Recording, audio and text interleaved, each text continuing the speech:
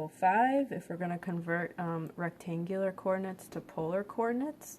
So remember, your goal here is to get into r theta.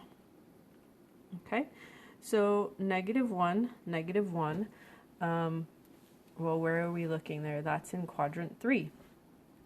All right, so we're in the third quadrant, something to note to myself, so that means theta is in the third quadrant. So like I mentioned in my notes before, I have to use tan. So tan of theta, I'm going to have equals -1 over -1 based off the definition of tan. So that means tan of theta equals 1. So I'm looking for what angle gives me a tan of 1 in quadrant 3. And hopefully you're going to tell me theta is 5 pi over 4.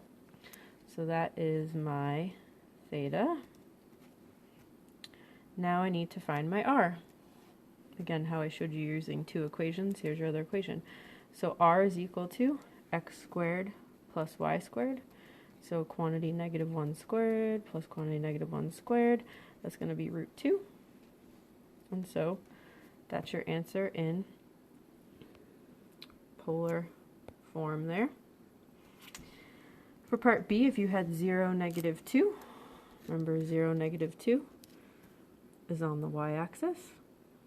Okay, there's really not much work to do. This one's kind of more thinking. Think that it's 2 units down on the y-axis. So if you think about your polar graph there, you're 2 down. So my r is 2, and think about what angle you need to get there. 3 pi over 2. That one you can kind of just think about.